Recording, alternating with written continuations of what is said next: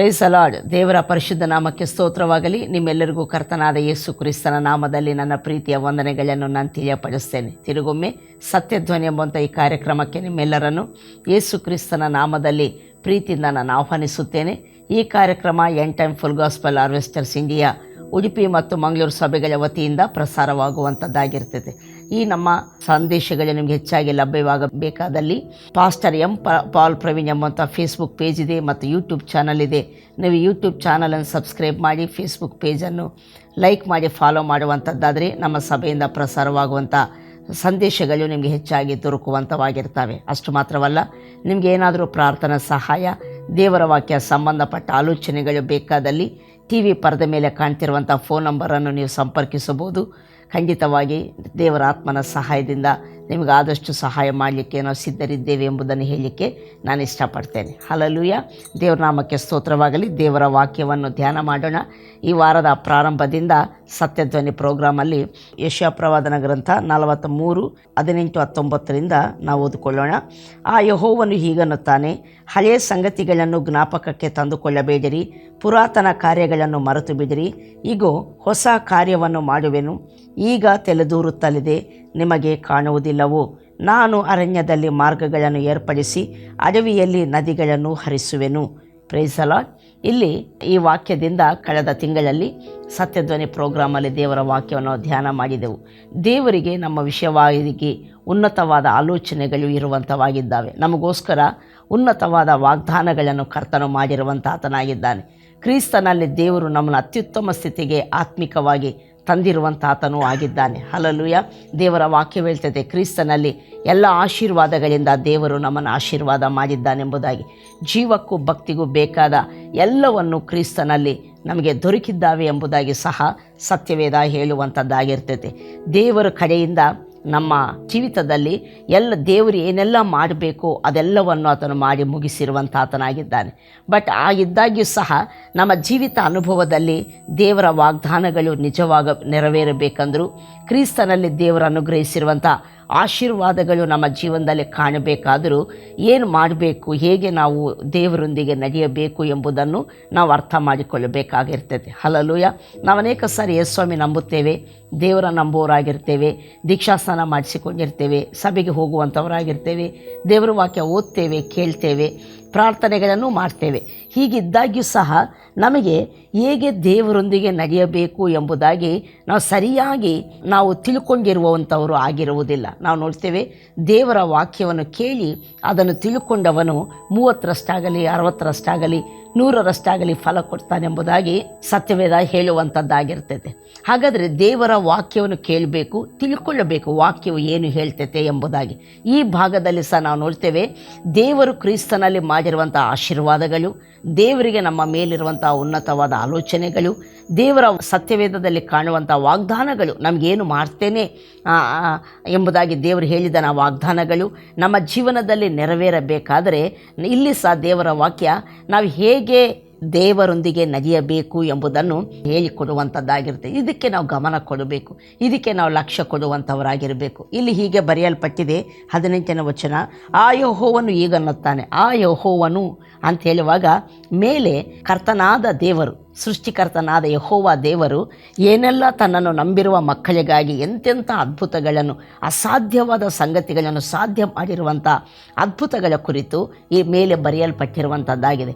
ಅಂಥ ಅಸಾಧ್ಯವಾದ ಕಾರ್ಯಗಳನ್ನು ಸಾಧ್ಯ ಮಾಡಿರುವಂಥ ಅದೇ ಯೆಹೋವನು, ಅದೇ ದೇವರು ಹೀಗನ್ನುತ್ತಾನೆ ಎಂಬುದಾಗಿ ಇಲ್ಲಿ ಹೇಳಲ್ಪಡುವಂಥದ್ದಾಗಿದೆ. ಪ್ರಿಯ ದೇವರ ಮಕ್ಕಳೇ, ನಮ್ಮ ಜೀವನದಲ್ಲಿ ನಮಗಿರುವಂಥ ಕಷ್ಟಗಳು, ಸಮಸ್ಯೆಗಳು, ನಮ್ಮ ಜೀವನದಲ್ಲಿ ಕಳೆದ ದಿನಗಳಲ್ಲಾದಂಥ ನಷ್ಟಗಳು, ಅನ್ಯಾಯಗಳು, ಮೋಸಗಳು ಅಥವಾ ನಾವು ಕಳ್ಕೊಂಡಂಥ ಸಂಗತಿಗಳು, ಇವೆಲ್ಲವುಗಳನ್ನು ಮೀರಿ ನಾವು ಈ ದಿನದಲ್ಲಿ ದೇವರಿಂದ ಆಶೀರ್ವಾದದಲ್ಲಿ ನಾವು ನಡೆಯಬೇಕು ಅಂದರೆ ನಾವು ಮೊದಲನೇದಾಗಿ ನಮಗೆ ಬೇಕಾಗಿರುವಂಥ ಸಂಗತಿ, ನಮ್ಮ ಜೀವನದಲ್ಲಿ ದೇವರು ಯಾರು, ಎಂಥವನಾಗಿದ್ದಾನೆ, ಯಾವುದಕ್ಕೆ ಶಕ್ತನಾಗಿದ್ದಾನೆ ಎಂಬುವಂಥ ತಿಳುವಳಿಕೆ ಬಹಳ ಅಗತ್ಯವಾಗಿ ಬೇಕಾಗಿದೆ. ಅದಕ್ಕೆ ಸತ್ಯವೇದದಲ್ಲಿ ಹೆಚ್ಚಿನ ಭಾಗ ದೇವರ ಮಹಿಮೆ ಬಗ್ಗೆ, ದೇವರ ಗುಣಗಳು, ಆತನ ಸ್ವಭಾವದ ಬಗ್ಗೆ, ಆತನ ಶಕ್ತಿಯ ಬಗ್ಗೆ, ಆತನ ನಂಬಿಕಸ್ತಕತೆ ಬಗ್ಗೆ, ಆತನು ತನ್ನ ಭಕ್ತರಿಗಾಗಿ ಮಾಡಿರುವಂಥ ಮಹತ್ ಕಾರ್ಯಗಳ ಬಗ್ಗೆ ಬರೆಯಲ್ಪಟ್ಟಿರುವಂಥದ್ದನ್ನು ನಾವು ನೋಡ್ತೇವೆ. ಪ್ರಿಯ ದೇವರ ಮಕ್ಕಳೇ, ನಾವು ನೋಡ್ತೇವೆ, ನಾನು ಕಳೆದ ವಾರಗಳಲ್ಲಿ ಹೇಳಿರುವಂಥ ಸಂಗತಿಗಳನ್ನು ನಾವು ನೋಡುವಂಥದ್ದಾದರೆ, ಏನೇ ನಮ್ಮ ಜೀವನದಲ್ಲಿ ಪ್ರಸ್ತುತ ಪರಿಸ್ಥಿತಿಗಳು ಎಷ್ಟು ಕೆಟ್ಟದಾಗಿದ್ದರೂ, ಕಳೆದ ಗತ ಜೀವಿತದಲ್ಲಿ ನಾವು ಕಳ್ಕೊಂಡಂಥ ಸಂಗತಿಗಳು, ಅನೇಕ ಕಹಿ ಘಟನೆಗಳು, ಅನೇಕ ನಮಗಾದಂಥ ನಿಂದೆಗಳು, ಅವಮಾನಗಳು, ಅನ್ಯಾಯಗಳು, ಇವೆಲ್ಲವೂ ಎಷ್ಟು ಕೆಟ್ಟದಾಗಿದ್ದರೂ ಸಹ ನಾವು ಅದರಲ್ಲೇ ಮುಂದುವರಿಯಬೇಕೆಂಬುದಾಗಲ್ಲ. ನಮಗೆ ದೇವರಿದ್ದಾನೆ, ಅಸಾಧ್ಯವಾದದ್ದನ್ನು ಸಾಧ್ಯಪಡಿಸುವಂಥ ಆತನು, ಎಂಥ ಜೀವಿತಗಳನ್ನೆಲ್ಲ ಆದರೂ ಸಹ ಮೇಲಕ್ಕೆತ್ತುವಂಥ ಶಕ್ತನಾದ ದೇವರು ನಮಗಿದ್ದಾನೆ. ಆದ್ದರಿಂದ ಆತನ ಕಡೆಯನ್ನು ದೃಷ್ಟಿಸುವಂಥದ್ದಾದರೆ, ಆತನಲ್ಲೇ ನಾವು ಭರವಸೆವಿಡುವಂಥದ್ದಾದರೆ, ಆತನನ್ನೇ ನಾವು ಎದುರು ನೋಡುವಂಥದ್ದಾದರೆ, ನಮ್ಮ ಜೀವನದಲ್ಲಿ ಏನು ಕಳ್ಕೊಂಡಿದ್ದೇವೋ ಅದಕ್ಕೆ 100ರಷ್ಟು ನಾವು ಹೊಂದಿಕೊಳ್ಳುವಂಥವರಾಗಿರ್ತೇವೆ. Price the lord.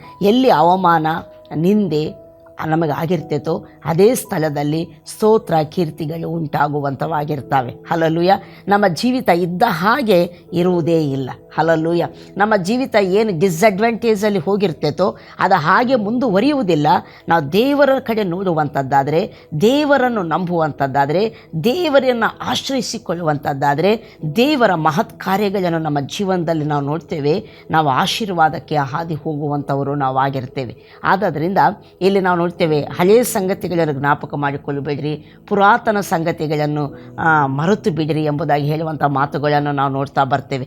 ಇಲ್ಲಿರುವಂಥ ಕೆಲವು ಸಂಗತಿಗಳ ಬಗ್ಗೆ ನಿಮಗೆ ಕೆಲವು ವಿಷಯಗಳನ್ನು ಹೇಳಲಿಕ್ಕೆ ನಾನು ಇಷ್ಟಪಡ್ತೇನೆ. ಪ್ರಿಯ ದೇವರ ಮಕ್ಕಳೇ, ನಮಗಿರುವಂಥ ಕಷ್ಟಗಳ, ಸಮಸ್ಯೆಗಳ ಮಧ್ಯದಲ್ಲಿ ದೇವರ ಮಹಿಮೆಗಳನ್ನು, ಜಯಗಳನ್ನು ನಾವು ಕಾಣಬೇಕಾದರೆ, ಮೊದಲು ನೀನು ನಂಬಿರುವಂಥ ಅಥವಾ ನೀನು ಯಾವ ದೇವರನ್ನು ಆಶ್ರಯಿಸಲಿಕ್ಕೆ ನಾನು ಹೇಳ್ತಿದ್ದೇನೋ, ನೀನು ನಂಬಿರುವಂಥ ಯೇಸು ಕ್ರಿಸ್ತನು ದೇವರು, ಆತನು ಯಾರಾಗಿದ್ದಾನೆ, ಯಾವುದಕ್ಕೆ ಶಕ್ತನಾಗಿದ್ದಾನೆ ಎಂಬುದಾಗಿ ನಾವು ತಿಳಿಯಬೇಕು. ಯಾಕಂದರೆ ದೇವರ ವಾಕ್ಯ ಹೇಳ್ತೈತೆ, ನಾವು ದೇವರನ್ನು ಸರಿಯಾಗಿ ಅರಿತುಕೊಂಡ್ರೆ ಮಾತ್ರ ಆತನಲ್ಲಿ ನಾವು ಭರವಸೆವಿಡಲಿಕ್ಕೆ ಅಥವಾ ಆತನನ್ನು ನಂಬುವುದಕ್ಕೆ ನಮಗೆ ಸಾಧ್ಯವಾಗ್ತೈತೆ. ನಾವು ನೋಡ್ತೀವಿ, ಯಾವುದೇ ಮನುಷ್ಯನನ್ನು ನಾವು ಟ್ರಸ್ಟ್ ಮಾಡಬೇಕು, ನಂಬಬೇಕು, ಅವರಲ್ಲಿ ಭರವಸೆವಿಡಬೇಕಂದ್ರೆ ಅವರು ಎಂಥವರೂ ನಮಗೆ ಗೊತ್ತಿರಬೇಕು. ಎಲ್ಲರನ್ನು ನಾವು ನಂಬಲಿಕ್ಕೆ ಆಗುವುದಿಲ್ಲ, ಎಲ್ಲರ ಮೇಲೆ ನಾವು ಭರವಸೆವಿಡಲಿಕ್ಕೆ ಆಗುವುದಿಲ್ಲ, ಎಲ್ಲರನ್ನು ನಾವು ಟ್ರಸ್ಟ್ ಮಾಡಲಿಕ್ಕೆ ಆಗುವುದಿಲ್ಲ. ಯಾರಾದರೆ ನಂಬಿಕಸ್ತರಾಗಿರ್ತಾರೋ, ಯಾರಿಗಾದರೆ ಸಹಾಯ ಮಾಡಲಿಕ್ಕೆ ಶಕ್ತಿ ಇರ್ತೈತೋ, ಯಾರಾದರೆ ಮಾತಿಗೆ ತಪ್ಪುವುದಿಲ್ಲವೋ ಅಂಥವರನ್ನು ನಾವು ನಂಬಲಿಕ್ಕೆ, ಯಾರಾದರೆ ನಮ್ಮನ್ನು ಪ್ರೀತಿಸ್ತಿರ್ತಾರೋ, ನಮಗೆ ಸಹಾಯ ಮಾಡುವ ಗುಣ ಅವರಿಗೆ ಇರ್ತೈತೋ ಅಂಥವ್ರನ್ನು ಮಾತ್ರ ನಾವು ಭರವಸೆವಿಡುವಂಥವರು ನಾವು ಆಗಿರ್ತೇವೆ. ಹಾಗೆ ನಮ್ಮ ದೇವರನ್ನು ನಾವು ನೋಡ್ತೇವೆ, ದೇವರಲ್ಲಿ ಭರವಸೆವಿಡ್ರಿ, ದೇವರನ್ನು ಆಶ್ರಯಿಸಿರಿ, ದೇವರನ್ನು ನಂಬುವವರಾಗಿರ್ರಿ, ದೇವರ ಕಡೆ ನೋಡುವವರಾಗಿರ್ರಿ ಎಂಬುದಾಗಿ ದೇವರ ವಾಕ್ಯ ಹೇಳ್ತಿದ್ದಾಗ್ಯೂ ಸಹ ನಮಗೆ ನಂಬಲಿಕ್ಕೆ ಆಗುವುದಿಲ್ಲ, ನಮಗೆ ಭರವಸೆವಿಡಲಿಕ್ಕೆ ಆಗುವುದಿಲ್ಲ, ನಮಗೆ ಆತನನ್ನು ದೃಷ್ಟಿಸಲಿಕ್ಕೆ ನಮಗೆ ಆಗುವುದಿಲ್ಲ. ಕಾರಣವೇನೆಂದರೆ ನಿಜಕ್ಕೂ ಆತನು ಯಾರಾಗಿದ್ದಾರೋ ನಾವು ತಿಳಿದಿರುವುದಿಲ್ಲ. ಅದಕ್ಕೆ ಇಲ್ಲಿ ದೇವರ ವಾಕ್ಯ ಹೇಳ್ತದೆ, ಆ ಯೆಹೋವನು ಈಗ ಅನ್ನುತ್ತಾನೆ. ಯಾವ ಯೆಹೋವನು? ಕೆಂಪು ಸಮುದ್ರವನ್ನು ವಿಭಾಗ ಮಾಡಿರುವಂಥ ಆತನು, ಬಂಡೆಯಿಂದ ತನ್ನ ಜನರಿಗಾಗಿ ನೀರನ್ನು ಬರಮಾಡಿರುವಂಥ ಆತನು, ಹಗಲಿನಲ್ಲಿ ಮೇಘಸ್ತಂಭವಾಗಿ ರಾತ್ರಿಯಲ್ಲಿ ಅಗ್ನಿಸ್ತಂಭವಾಗಿದ್ದುಕೊಂಡು ಅವರನ್ನು ನಂಬಿಕಸ್ತಕನಾಗಿ ನಡೆಸಿರುವಂಥ ದೇವರು. Praise the lord. ಅವರಿಗೆ ಕಹಿ ನೀರನ್ನು ಮತ್ತು ಸಿಹಿ ನೀರಾಗಿ ಮಾರ್ಪಡಿಸಿರುವಂಥ ಆತನು. ಹಲ್ಲೆಲೂಯಾ. ಕಷ್ಟಗಳು ಬಂದಾಗ, ಇಕ್ಕಟ್ಟುಗಳು ಬಂದಾಗ ಅದರಿಂದ ಬಿಡಿಸಿರುವಂಥ ಆತನು, ಅಸಾಧ್ಯವಾದ ಸಂಗತಿಗಳನ್ನು ಸಾಧ್ಯ ಮಾಡಿರುವಂಥ ಆತನು ಆ ಯೆಹೋವನು ಈಗ ಅನ್ನುತ್ತಾನೆ. ಆ ಯೆಹೋವನು ನಾವು ನೋಡ್ತೇವೆ, ಅವರು ಯುದ್ಧವನ್ನು ಜಯಿಸುವಾಗ, ಯೆಹೋಶುವನು ಯುದ್ಧ ಮಾಡ್ತಿರುವಂಥ ಸಂದರ್ಭದಲ್ಲಿ ಇನ್ನೂ ಶತ್ರುಗಳು ಅವರ ವಶವಾಗಬೇಕಾಗಿರ್ತೈತೆ. ಆದರೆ ಕತ್ತಲಾಗ್ತಾ ಬರ್ತೈತೆ, ಸಂಜೆ ಆಗ್ತಾ ಬರ್ತೈತೆ. ಆಗ ಆತನು ದೇವರನ್ನು ಮೊರೆ ಇಟ್ಟು ಹೇಳ್ತಾನೆ, ಸೂರ್ಯನು ಅಲ್ಲೇ ನಿಲ್ಲಲಿ, ಚಂದ್ರನು ಇಲ್ಲೇ ನಿಲ್ಲಲ್ಲ ಅಂತ ಹೇಳುವಾಗ, ಕೆಲವು ಸ್ಥಳಗಳನ್ನು ಸೂಚಿಸಿ ಆತನು ಮಾತನಾಡುವಾಗ ಆತನ ಪ್ರಾರ್ಥನೆಯನ್ನು ದೇವರು ಕೇಳಿ ಆತನಿಗೆ ಸದುತ್ತರವನ್ನು ಕೊಡ್ತಾನೆ. ಆತನು ಹೇಳಿದ ಹಾಗೆ ಇಂಚುಮಿಂಚು ಒಂದು ದಿನ ಸೂರ್ಯನು ಕದಲಲಿಲ್ಲ, ಚಂದ್ರನು ಕದಲಲಿಲ್ಲ ಎಂಬುದಾಗಿ, ಅಂದರೆ ಆ ಟೈಮ್ ಅಲ್ಲಿಗೆ ಸ್ಟ್ರಕ್ ಆಯಿತು ಎಂಬುದಾಗಿ ಸತ್ಯವೇದ ಹೇಳುವಂಥದ್ದಾಗಿರ್ತೈತೆ. Price the lord. ಹಾಗಾದರೆ ಇಂಥ ಅದ್ಭುತಗಳನ್ನು ಮಾಡಿರುವಂಥ ಆ ಯೆಹೋವನೇ ಹೇಳ್ತಿದ್ದಾನೆ ಅಂಥೇಳಿ ಇಲ್ಲಿ ಪ್ರಾರಂಭ ಮಾಡ್ತೇವೆ. ದೇವರಿಗೆ ಯಾವುದೂ ಅಸಾಧ್ಯವಿಲ್ಲ, ದೇವರಿಗೆ ಎಲ್ಲವೂ ಸಾಧ್ಯ. ಆದದರಿಂದ ನೀವು ಪುರಾತನ ಸಂಗತಿಗಳನ್ನು ಜ್ಞಾಪಕಕ್ಕೆ ತಂದುಕೊಳ್ಳಬೇಡಿರಿ, ಹಳೆಯ ಸಂಗತಿಗಳನ್ನು ಮರೆತು ಬಿಡಿರಿ. ನಿಮ್ಮ ಪರಿಸ್ಥಿತಿ ಏನು ಮರೆತು ಬಿಡು, ನಿನ್ನ ಕಷ್ಟ ಏನು ಮರೆತು ಬಿಡು, ನಿಮ್ಮ ಕಾಯಿಲೆ ಎಂಥದ್ದು ಅದರ ಬಗ್ಗೆ ಯೋಚನೆ ಮಾಡಬೇಡ. ಡಾಕ್ಟರ್ಸ್ ಏನು ಹೇಳಿದ್ದಾರೆ ಅದರ ಬಗ್ಗೆ ಚಿಂತಿಸಬೇಡ. ಜನರು ನಿನ್ನ ಬಗ್ಗೆ ಏನು ಮಾತಾಡ್ತಿದ್ದಾರೆ ಅದರ ಬಗ್ಗೆ ಯೋಚನೆ ಮಾಡಬೇಡ. ನಿನ್ನ ಸಾಲಗಳು ಎಷ್ಟು ದೊಡ್ಡವಾಗಿದ್ದಾವೆ, ನಿನ್ನ ಪ್ರಿಯರು ಎಷ್ಟು ಕಠಿಣವಾಗಿದ್ದಾರೆ, ಎಷ್ಟು ಉಪದ್ರ ನಿನಗೆ ಕೊಡ್ತಾರೆ. ಇದರ ಬಗ್ಗೆ ಸಹ ಹೆಚ್ಚಾಗಿ ನೀನು ಆಲೋಚನೆ ಮಾಡಲಿಕ್ಕೆ, ಚಿಂತಿಸಲಿಕ್ಕೆ ಹೋಗಬೇಡ. ಕಳೆದ ನಿನ್ನ ಜೀವಿತದಲ್ಲಿ ಎಂಥ ಅವಮಾನಗಳು, ನಿಂದೆಗಳು, ಮೋಸಗಳು, ಅನ್ಯಾಯಗಳಾಗಿದ್ದಾವೆ. ಏನೆಲ್ಲ ನೀನು ಕಳ್ಕೊಂಡಿದೆಯೋ ಅದರ ಬಗ್ಗೆ ಯೋಚನೆ ಮಾಡಲಿಕ್ಕೆ, ಜ್ಞಾಪಕಕ್ಕೆ ತಂದುಕೊಳ್ಳಬೇಡ. ಯಾಕಂದರೆ ಅವೆಲ್ಲವನ್ನು ನೂತನಪಡಿಸುವಂಥ, ಅದೆಲ್ಲದಕ್ಕೂ ಮೀರಿ ನಿನ್ನನ್ನು ನಡೆಸುವಂಥ, ನಿನ್ನ ಕಳ್ಕೊಂಡಿದ್ದಕ್ಕೆ 100ರಷ್ಟಾಗಿ ನಿನಗೆ ಹಿಂತಿರುಗಿ ಕೊಡುವಂಥ ದೇವರು ನಿನಗಿದ್ದಾನೆ. ಈತನೇ ಹೇಳ್ತಾನೆ, ಅದನ್ನು ಮರೆತು ಬಿಡು, ನಾನು ಹೊಸ ಕಾರ್ಯವನ್ನು ಮಾಡುತ್ತೇನೆ ಎಂಬುದಾಗಿ. ಆದ್ದರಿಂದ ಇಷ್ಟೆಲ್ಲ ನಾವು ಹೇಳ್ತಿದ್ದಾಗ್ಯೂ ಸಹ ಆತನು ಹೊಸ ಕಾರ್ಯ ಮಾಡ್ತಾನೆ, ಆತನಲ್ಲಿ ಭರವಸೆ ಇಡ್ರಿ ಅಂತ ದೇವರ ವಾಕ್ಯ ಹೇಳ್ತಿದ್ದಾಗ್ಯೂ ಸಹ ನಮಗೆ ಭರವಸೆ ಇಡಲಿಕ್ಕಾಗಲ್ಲ. ಕಾರಣವೇನೆಂದರೆ ಆತನು ಯಾರೋ ನಮ್ಮ ಡೀಪ್ ಡೌನ್ ಹಾರ್ಟಲ್ಲಿ, ಅಂದರೆ ನಮ್ಮ ಅಂತರಂಗದಲ್ಲಿ, ನಮ್ಮ ಆತ್ಮದಲ್ಲಿ ಅದರ ಸ್ಪಷ್ಟತೆ, ಅದರ ನಿಶ್ಚಯತೆ, ಆತನು ಎಂಥವನು, ಯಾವುದಕ್ಕೆ ಶಕ್ತನು, ಎಷ್ಟು ಒಳ್ಳೆಯವನು, ಎಷ್ಟು ನಂಬಿಕಸ್ತಕನೆಂಬುವಂಥ ಆತನ ಕುರಿತು ನಮ್ಮ ಅಂತರಂಗದಲ್ಲಿ, ನಮ್ಮ ಆತ್ಮದಲ್ಲಿ ಆ ತಿಳುವಳಿಕೆ ಸ್ಥಿರವಾಗಿ ಇರುವುದಿಲ್ಲ. ಆ ತಿಳುವಳಿಕೆ ನಮ್ಮಲ್ಲಿ ಎಸ್ಟಾಬ್ಲಿಷ್ ಆಗಿ ಇರುವುದಿಲ್ಲ. ನಾವು ದೇವರ ಬಗ್ಗೆ ಸರಿಯಾಗಿ ಅರಿಯದವರು ನಾವು ಆಗಿರ್ತೇವೆ. ಪ್ರೈಸಲ್ಲ, ಡಾಕ್ಟರ್ಸನ್ನಾದರೂ ನಂಬ್ತೇವೆ, ಬ್ಯಾಂಕ್ಸನ್ನಾದರೂ ನಂಬ್ತೇವೆ, ಯಾರಾದರೂ ಹಣ ಕೊಡ್ತೇನಂತ ಹೇಳಿ ಸಾಲ ಕೊಡುವಂಥ ವ್ಯಕ್ತಿಗಳನ್ನಾದರೂ ನಂಬ್ತೇವೆ. ಯಾವುದಾದ್ರೂ ಮನುಷ್ಯ ಸುಮ್ಮನೆ ನಮ್ಮ ಸಮಸ್ಯೆ ಕೇಳ್ತಾನೆ ಹೊರತು ಅದಕ್ಕೆ ಪರಿಹಾರ ಆತನ ಹತ್ರ ಇಲ್ಲ. ಬಟ್ ಅಂಥ ಮನುಷ್ಯನಾದರೂ ನಾವು ನಂಬುತ್ತೇವೆ. ಬಟ್ ಆದರೆ ದೇವರನ್ನು ನಾವು ನಂಬಲಿಕ್ಕೆ ಹೋಗುವುದಿಲ್ಲ. ಕಾರಣವೇನೆಂದರೆ ದೇವರ ಬಗ್ಗೆ ಏನು ತಿಳಿಯಬೇಕು ಅದು ನಾವು ತಿಳಿದುಕೊಳ್ಳುವಂಥವರು ನಾವು ಆಗಿರುವುದಿಲ್ಲ. ಅದಕ್ಕೆ ಸತ್ಯವೇದ ಹೇಳ್ತೈತೆ, ದಾನಿಯೇಲನ ಪುಸ್ತಕ 11ನೇ ಅಧ್ಯಾಯ 32ನೇ ವಚನದಲ್ಲಿ ಹೀಗೆ ಬರೆಯಲ್ಪಟ್ಟಿದೆ, ತಮ್ಮ ದೇವರನ್ನು ಅರಿತವರು ದೃಢಚಿತ್ತರಾಗಿ ಕೃತಾರ್ಥರಾಗುವರು ಎಂಬುದಾಗಿ. ನಾವೆಲ್ಲ ಯೇಸುಸ್ವಾಮಿ ನಂಬಿದ್ದೇವಲ್ವ, ನಾವೆಲ್ಲ ದೇವರ ಅನ್ಯೋನ್ಯತೆಗೆ ಸೇರಿಸಲ್ಪಟ್ಟಿದ್ದೇವಲ್ವ, ನಾವು ದೇವರ ಮಕ್ಕಳಾಗಿದ್ದೇವಲ್ವ. ಹಾಗಾದರೆ ನನ್ನ ದೇವರು ಯಾರಾಗಿದ್ದಾರೆ, ಕ್ರಿಸ್ತನು ಯಾರಾಗಿದ್ದಾರೆ, ನಮ್ಮಲ್ಲಿರುವ ಪವಿತ್ರಾತ್ಮ ದೇವರು ಏನಾಗಿದ್ದಾನೆ ಎಂಬುದಾಗಿ ಈತನ ಕುರಿತು ನಾವು ಅರಿಯುವಂಥ ಅಗತ್ಯ ನಮಗಿದೆ ಎಂಬುದಾಗಿ ಸತ್ಯವೇದ ಹೇಳ್ತೈತೆ. ಯಾಕಂದರೆ ಯಾರು ಆತನನ್ನು ಅರಿತುಕೊಳ್ತಾರೋ ಅವರು ದೃಢಚಿತ್ತರಾಗಿರ್ತಾರೆ, ಅವರು ಭರವಸೆಯಿಂದ ಇರ್ತಾರೆ, ಅವರು ನಂಬಿಕೆಯಲ್ಲಿ ಸ್ಥಿರವಾಗಿ ಇರುವಂಥವರಾಗಿರ್ತಾರೆ. ಅವರು ದೇವರ ಮಾಡುವ ಕಾರ್ಯಗಳನ್ನು ಅವರು ನಿರೀಕ್ಷಿಸಿಕೊಂಡೇ ಇರುವಂಥವರು ಅವರಾಗಿರ್ತಾರೆ. ಅವರು ಎಂದಿಗೂ ಬಿಟ್ಟು ಕೊಡುವವರಾಗಿರುವುದಿಲ್ಲ. ಅವರೆಂದಿಗೂ ದೇವರ ವಿಷಯದಲ್ಲಿ, ನಂಬಿಕೆ ವಿಷಯದಲ್ಲಿ ಚಂಚಲ ಚಿತ್ತರಾಗಿರುವುದಿಲ್ಲ. ಯಾರಂದರೆ ದೇವರನ್ನು ಅರಿತವರು. ನನ್ನ ದೇವರು ಯಾರಾಗಿದ್ದಾರೆ, ಹೇಗೆ ನಾವು ಅರಿಯುವಂಥದ್ದು? ನಾನು ಹೇಳ್ತೇನೆ, ಆತನನ್ನು ಅರಿಬೇಕಂದ್ರೆ ಆತನ ಸನ್ನಿಧಿಗೆ ನೀನು ಬರಬೇಕು, ಆತನಿಗೆ ಸಮಯವನ್ನು ಕೊಡಬೇಕು. ನಿನ್ನ ಒಳಗಡೆನೇ ಆತನಿದ್ದಾನೆ. ಯೇಸು ಸ್ವಾಮಿನ ಯಾರು ನಂಬಿದ್ದಾರೋ ದೇವರ ವಾಕ್ಯ ಹೇಳ್ತೈತೆ, ದೇವರ ನಿವಾಸವು ಅವರಲ್ಲಿಯೇ ಇದೆ ಎಂಬುದಾಗಿ. ಪವಿತ್ರಾತ್ಮನ ಮೂಲಕ ಪವಿತ್ರಾತ್ಮನು ಅವರಲ್ಲಿ ವಾಸ ಮಾಡ್ತಾನೆ ಎಂಬುದಾಗಿ. ಪವಿತ್ರಾತ್ಮನ ಮೂಲಕವಾಗಿ ತಂದೆ ದೇವರ ಪ್ರಸನ್ನತೆ, ಕ್ರಿಸ್ತನ ಪ್ರಸನ್ನತೆ ನಮ್ಮ ಒಳಗಡೆನೇ ಇರುವಂಥದ್ದಾಗಿರ್ತೈತೆ ಎಂಬುದಾಗಿ. ಆದ್ದರಿಂದ ನಿನ್ನ ಯೇಸು ಸ್ವಾಮಿನ ಯಾರು ನಂಬಿರ್ತಾರೋ ಆತನಲ್ಲಿ ದೇವರಿದ್ದಾನೆ. ಹಲ್ಲೆಲೂಯಾ. ಯಾರು ಯೇಸು ಸ್ವಾಮಿನ ನಂಬಲಿಲ್ಲವೋ ಅವರು ಯೇಸು ಸ್ವಾಮಿ ನಂಬುವಂಥದ್ದಾದರೆ ನಿಮ್ಮನ್ನು ಸೃಷ್ಟಿಸಿರುವಂಥ ದೇವರು ನಿಮ್ಮ ಸಮೀಪಕ್ಕೆ, ನಿಮ್ಮ ಅಂತರಂಗದೊಳಗೆ ಆತನು ಬಂದು ವಾಸ ಮಾಡುವ ಆತನು ಆಗಿರ್ತಾನೆ. ಹಲ್ಲೆಲೂಯಾ. ದೇವರು ಎಲ್ಲೋ ನಿಮಗೆ ದೂರ ಇರಲಿಕ್ಕೆ ಇಷ್ಟಪಡುವ ಆತನಲ್ಲ. ದೇವರು ನಮ್ಮಲ್ಲಿಯೇ ಇರಲಿಕ್ಕೆ ಆತನು ಉದ್ದೇಶ ಮಾಡಿರುವಂಥ ಆತನಾಗಿದ್ದಾನೆ. ಯಾಕಂದರೆ ದೇವರ ವಾಕ್ಯ ಹೇಳ್ತೈತೆ, ಆತನು ಮಹೋನ್ನತನು, ಉನ್ನತ ಪರಿಶುದ್ಧ ಸ್ಥಳಗಳಲ್ಲಿ ವಾಸ ಮಾಡುವಂಥ ಆತನು ಆಗಿದ್ದಾಗ್ಯೂ ಸಹ ಆತನು ದೀನರ ಮನಸ್ಸುಗಳ ನಮ್ಮ ಒಳಗಡೆ ವಾಸ ಮಾಡಲಿಕ್ಕೆ ಇಷ್ಟಪಡ್ತಾನೆ ಎಂಬುದಾಗಿ. ಯಾಕಂದರೆ ನಮ್ಮನ್ನು ಉಜ್ಜೀವನ ಮಾಡುವುದಕ್ಕಾಗಿ, ಮನುಷ್ಯನನ್ನು ಉದ್ಧರಿಸಬೇಕು, ಮನುಷ್ಯನನ್ನು ಆಶೀರ್ವದಿಸಬೇಕೆಂಬುದಾಗಿ ಇಷ್ಟಪಡುವ ದೇವರು ನಾವು ನೋಡ್ತೇವೆ. ಆ ಮನುಷ್ಯನನ್ನು ಆಶೀರ್ವಾದ ಮಾಡಬೇಕಂದ್ರೆ ಆ ಮನುಷ್ಯನ ಜೊತೆಯಲ್ಲೇ ಆತನು ವಾಸ ಮಾಡಬೇಕೆಂಬುದಾಗಿ ಆತನು ತಿಳಿದಾತನಾಗಿದ್ದಾನೆ. ಆತನನ್ನು ಬಿಟ್ಟು ಮನುಷ್ಯ ಏನೂ ಮಾಡಲಿಕ್ಕೆ ಸಾಧ್ಯವಿಲ್ಲ.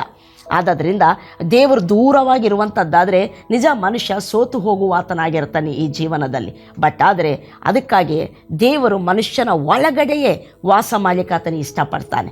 ಯಾಕಂದರೆ ನಮ್ಮನ್ನು ಉಜ್ಜೀವನ ಮಾಡುವುದಕ್ಕಾಗಿ, ಪ್ರತಿ ಸಂದರ್ಭದಲ್ಲಿ ನಮ್ಮನ್ನು ಉಜ್ಜೀವಿಸ ಮಾಡಿ ನಮ್ಮನ್ನು ನಡೆಸುವುದಕ್ಕಾಗಿ, ನಮ್ಮನ್ನು ಜೀವಿತಕ್ಕೆ ನಡೆಸುವುದಕ್ಕಾಗಿ, ನಮ್ಮ ಜೀವನದಲ್ಲಿ ಅಸಾಧ್ಯವಾದದ್ದನ್ನು ಸಾಧ್ಯ ಮಾಡುವುದಕ್ಕಾಗಿ, ನಮ್ಮಿಂದ ಏನಾಗಲ್ವೋ ಅದನ್ನು ನಮ್ಮಲ್ಲಿದ್ದುಕೊಂಡು ನೆರವೇರಿಸುವುದಕ್ಕಾಗಿ ಆತನು ನಮ್ಮಲ್ಲಿಯೇ ಇರಲಿಕ್ಕೆ ಇಷ್ಟಪಡುವ ಆತನಾಗಿರ್ತಾನೆ. ಬಟ್ ಇದಕ್ಕೆ ದೈವ ಸಾನ್ನಿಧ್ಯ ಮನುಷ್ಯನ ಒಳಗೆ ಬರುವುದಕ್ಕೆ ಅಡ್ಡಿಯಾಗಿರುವಂಥದ್ದು ಪಾಪವಾಗಿದೆ.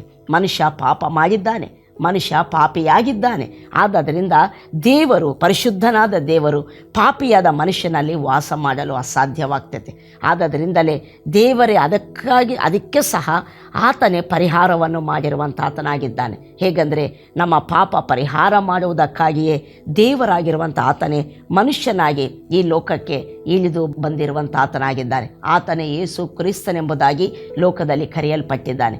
ಆತನ ಮರಣದ ಮೂಲಕವಾಗಿ, ಆತನು ಸುರಿಸಿರುವಂಥ ರಕ್ತದ ಮೂಲಕವಾಗಿ, ಆತನು ಶಿಲುಬೆಯಲ್ಲಿ ಮರಣಿಸಿರುವುದರ ಮೂಲಕವಾಗಿ ಮನುಷ್ಯರ ಪಾಪಗಳನ್ನು ಆತನು ಪರಿಹಾರ ಮಾಡಿರುವಂಥ ಆತನಾಗಿದ್ದಾನೆ. ಹಲ್ಲೆಲೂಯಾ.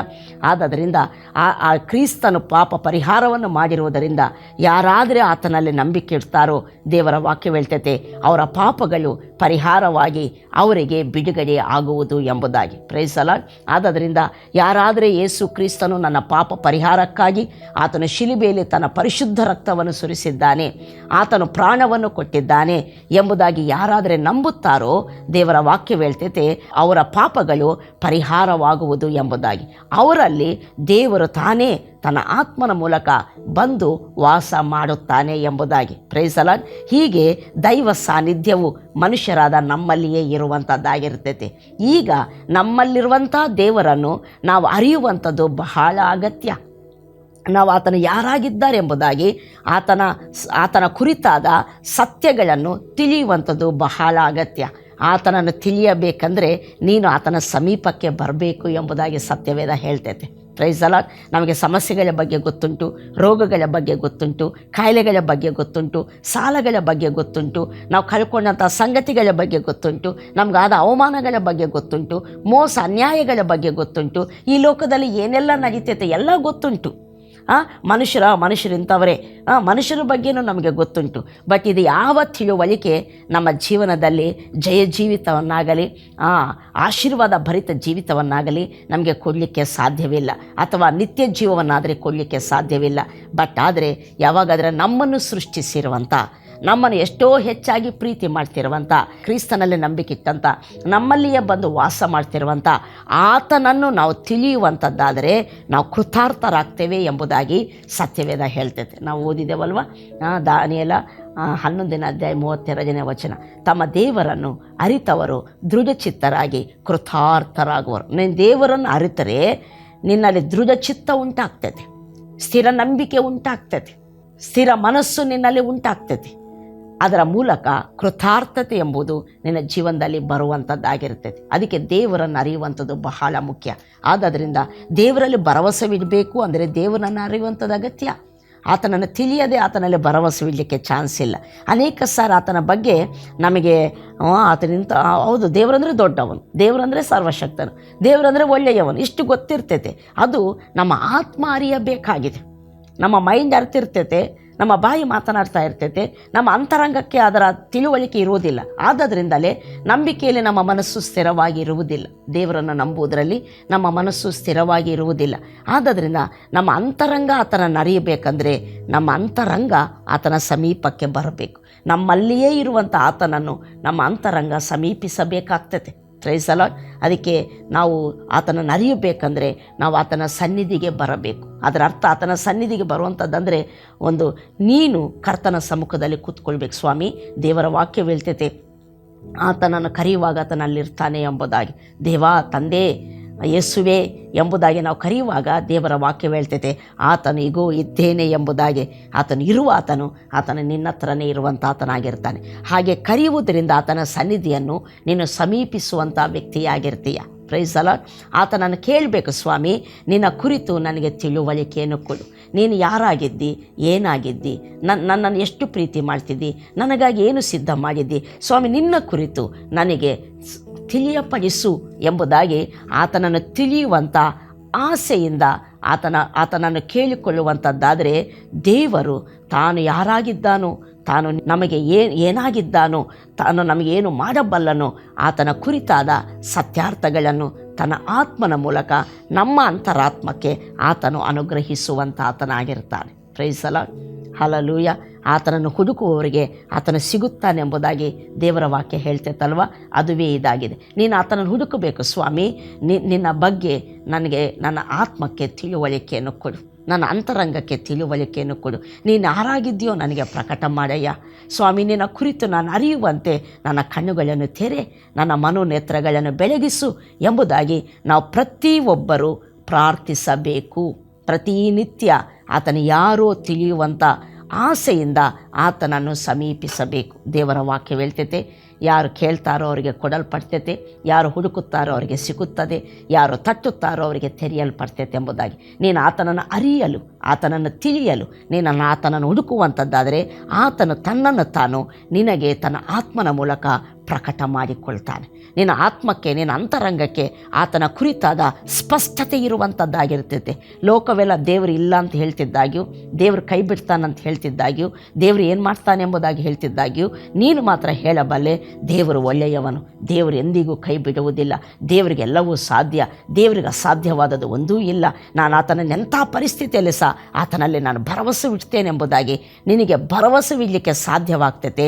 ಯಾಕಂದರೆ ನಿನ್ನ ಅಂತರಂಗಕ್ಕೆ ಪರಿಶುದ್ಧನಾದ ದೇವರ, ಸರ್ವಶಕ್ತನಾದ ದೇವರ ನಿನ್ನನ್ನು ಸೃಷ್ಟಿಸಿ ನಿನಗೋಸ್ಕರ ಮನುಷ್ಯನಾಗಿ ಇಳಿದು ಬಂದು ನಿನ್ನ ಪಾಪಗಳನ್ನು ಪರಿಹಾರ ಮಾಡಿ ನಿನ್ನನ್ನು ಉದ್ಧರಿಸಲು ನಿನ್ನಲ್ಲೇ ವಾಸವಾಗಿರುವಂಥ ಕರ್ತನಾದ ದೇವರ ತಿಳುವಳಿಕೆ ನಿನ್ನ ಅಂತರಂಗಕ್ಕೆ ಸ್ಪಷ್ಟವಾಗಿ ಇರುವಂಥದ್ದಾಗಿರ್ತದೆ. ಇಲ್ಲಿಂದವೇ ಆತ್ಮಿಕ ಏಳಿಗೆ, ಆತ್ಮಿಕ ಅಭಿವೃದ್ಧಿ ಅನ್ನುವಂಥದ್ದು, ನಮ್ಮ ಆತ್ಮನ ಅಭಿವೃದ್ಧಿ ಅನ್ನುವಂಥದ್ದು ಪ್ರಾರಂಭವಾಗ್ತದೆ. ಆದ್ದರಿಂದ ದೇವರಲ್ಲಿ ಭರವಸವಿಟ್ಟರೆ, ದೇವರನ್ನು ದೃಷ್ಟಿಸಿದರೆ, ದೇವರನ್ನು ಆಶ್ರಯಿಸಿದರೆ ನಮ್ಮ ಜೀವನದಲ್ಲಿ ಅದ್ಭುತಗಳಾಗೋದು ನಿಶ್ಚಯವಾಗಿ ನೆರವೇರ್ತವೆ.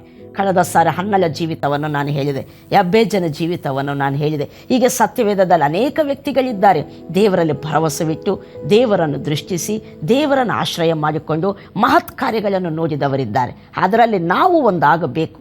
Price the lord. ಅದು ನಮ್ಮ ಜೀವಿತವನ್ನು ಆಶೀರ್ವದಿಸ್ತೈತೆ. ನಾವು ಯಾರೂ ಸಹ ದೇವರಿಂದ ಮಹಿಮೆಗಳನ್ನು ಕಾಣದ ವ್ಯಕ್ತಿಗಳಾಗಬಾರದು, ದೇವರಿಂದ ನಡೆಸಲ್ಪಡುವ ವ್ಯಕ್ತಿಗಳಾಗಬೇಕು. ಹಾಗಾದರೆ ನಾವು ದೇವರಲ್ಲಿ ಭರವಸೆವಿಡಬೇಕು. ದೇವರಲ್ಲಿ ಭರವಸೆವಿಡಬೇಕಂದ್ರೆ ದೇವರ ಕುರಿತು ನಮಗೆ ತಿಳಿದಿರಬೇಕು. ಅದಕ್ಕೆ ಇವತ್ತಿನ ಒಂದು ಸಂದೇಶವೇನೆಂದರೆ, ದೇವರನ್ನು ತಿಳಿದುಕೋ, ದೇವರನ್ನು ಅರಿತುಕೋ. ನಿನ್ನ ದೇವರು ಯಾರೋ ನಿನ್ನ ಅಂತರಾತ್ಮಕ್ಕೆ ಆ ತಿಳುವಳಿಕೆ ದೇವರಿಂದ ಪಡೆದುಕೋ ಎಂಬುದಾಗಿ ಪವಿತ್ರಾತ್ಮನಿಂದ ನಾನು ಹೇಳಲಿಕ್ಕೆ ನಾನು ಇಷ್ಟಪಡ್ತೇನೆ. ಆತನನ್ನು ತಿಳಿಯಬೇಕಂದ್ರೆ ಆತನ ಸಮೀಪಕ್ಕೆ ಬಾ, ಆತನ ಸಮೀಪಕ್ಕೆ ಬಾ, ಆತನ ಸಮೀಪಕ್ಕೆ ಬಾ. ಆತನನ್ನು ಕರೆ, ತಂದೆ ದೇವರೇ, ನನ್ನ ಕರ್ತನಾದ ಯೇಸುವೆ, ಪವಿತ್ರಾತ್ಮನೇ ಎಂಬುದಾಗಿ ಕರೆ.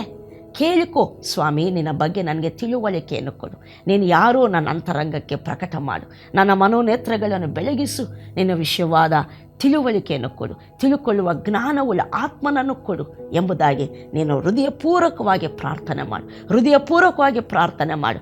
ಪವಿತ್ರಾತ್ಮ ದೇವರು ನೀನು ಕೇಳುವ ವಾಕ್ಯಗಳಿಂದ, ಓದುವ ವಾಕ್ಯಗಳಿಂದ, ಪವಿತ್ರಾತ್ಮ ದೇವರು ನಿನ್ನ ಅಂತರಂಗದಲ್ಲಿ ಪರಿಶುದ್ಧನಾದ ದೇವರ ತಿಳುವಳಿಕೆಯನ್ನು ನಿನಗೆ ಅನುಗ್ರಹಿಸುವಾತನಾಗಿರ್ತಾನೆ. ನಿನ್ನ ಜೀವಿತ ಯಾವಾಗಾದರೂ ದೇವರ ಬಗ್ಗೆ ನೀನು ತಿಳಿತೀಯೋ, ನಿನ್ನ ಜೀವಿತ ಇದ್ದ ಹಾಗೆ ಇರುವುದೇ ಇಲ್ಲ, ಇದ್ದ ಹಾಗೆ ಇರುವುದೇ ಇಲ್ಲ, ಇದ್ದ ಹಾಗೆ ಇರುವುದೇ ಇಲ್ಲ.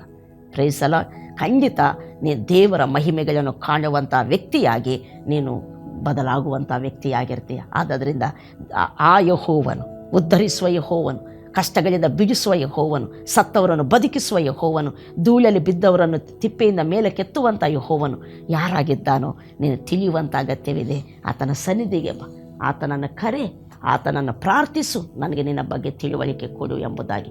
ನೀನು ಖಂಡಿತವಾಗಿ ದೇವರು ತನ್ನ ಕುರಿತಾದ ತಿಳುವಳಿಕೆಯನ್ನು ನಿನ್ನ ಅಂತರಂಗಕ್ಕೆ ತನ್ನ ಆತ್ಮನ ಮೂಲಕ ಹೇರಳವಾಗಿ ಅನುಗ್ರಹಿಸ್ತಾನೆ. ನಿನ್ನ ಜೀವಿತ ಆಶೀರ್ವಾದ ಭರಿತವಾಗಿ, ಅನೇಕರಿಗೆ ಆಶೀರ್ವಾದವಾಗಿ ಬದಲಾಗುವಂಥದ್ದಾಗಿರ್ತದೆ. ಪ್ರಾರ್ಥನೆ ಮಾಡಿಕೊಳ್ಳೋಣ.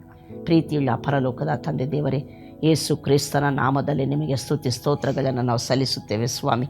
ಕರ್ತ, ನಿನ್ನ ಕುರಿತಾದ ತಿಳುವಳಿಕೆ, ನಿನ್ನನ್ನು ಅರಿತವರು ದೃಢಚಿತ್ತರಾಗಿ ಕೃತಾರ್ಥರಾಗ್ತಾರೆ ಎಂಬುದಾಗಿ. ನಿನ್ನನ್ನು ಅರಿಯದಿದ್ದರೆ ನಿನ್ನಲ್ಲಿ ಭರವಸೆವಿಡಲಿಕ್ಕೆ ನಮಗೆ ಸಾಧ್ಯವಾಗುವುದಿಲ್ಲ. ಆದ್ದರಿಂದ ಪ್ರಾರ್ಥಿಸ್ತೇನೆ, ಈ ವಾಕ್ಯವನ್ನು ಕೇಳ್ತಿರುವಂಥ ಪ್ರತಿಯೊಬ್ಬರಿಗೆ, ಇವೇ ನನಗೂ ಸ್ವಾಮಿ, ನಾವೆಲ್ಲರೂ ಕೇಳ್ಕೊಳ್ತಿದ್ದೇವೆ ಸ್ವಾಮಿ, ನಮಗೆ ನಿನ್ನ ವಿಷಯವಾದ ತಿಳುವಳಿಕೆಯನ್ನು ಅನುಗ್ರಹ ಮಾಡಯ್ಯ. ತಿಳಿಯಕರ್ತ ನಿನ್ನ ವಿಷಯವಾದ ಸತ್ಯಾರ್ಥಗಳು, ನಿನ್ನ ವಿಷಯವಾದ ಗುಪ್ತವಾದಂಥ ನಮಗೆ ಗುಪ್ತವಾದ ಸಂಗತಿಗಳು ಪ್ರಕಟವಾಗುವಂತೆ ನಮಗೆ ಜ್ಞಾನವುಳ್ಳ ಮನಸ್ಸನ್ನು ಅನುಗ್ರಹಿಸಯ್ಯ. ಕೇಳುವಂಥ ಪ್ರತಿಯೊಬ್ಬರಿಗೂ ಸ್ವಾಮಿ ನಿನ್ನ ವಿಷಯವಾದ ಪ್ರಕಟಣೆ ಉಂಟಾಗಲಿ, ನಿನ್ನ ವಿಷಯವಾದ ತಿಳುವಳಿಕೆ ಉಂಟಾಗಲಿ, ನಿನ್ನ ವಿಷಯವಾದ ಪರಿಜ್ಞಾನ ಉಂಟಾಗಲಿ ಸ್ವಾಮಿ. ಕರ್ತನವ್ರು ನಿನ್ನಲ್ಲಿ ಭರವಸೆವಿಲ್ಲಕ್ಕೆ ಶಕ್ತರಾಗುವಂತೆ, ನಿನ್ನಲ್ಲಿ ದೃಢಚಿತ್ತರಾಗುವಂತೆ ಸ್ವಾಮಿ ನಿನ್ನ ತಿಳುವಳಿಕೆಯನ್ನು ಹೇರಳವಾಗಿ ಪ್ರತಿಯೊಬ್ಬರಿಗೂ ಅನುಗ್ರಹಿಸಿ. ಕರ್ತನೆ, ನಿನ್ನನ್ನು ತಿಳಿಯದವರಾಗಿ ನಾಶವಾಗದಂತೆ, ನಿನ್ನನ್ನು ತಿಳಿದವರಾಗಿ ಕೃತಾರ್ಥರಾಗುವಂತೆ ಕೃಪೆಯನ್ನು ಅನುಗ್ರಹಿಸು. ಯೇಸು ನಾಮದಲ್ಲಿ ಪ್ರಾರ್ಥಿಸಿ ಬೇಡಿ ಹೊಂದಿದ್ದೇನೆ ತಂದೆಯೇ, ಆಮೆನ್.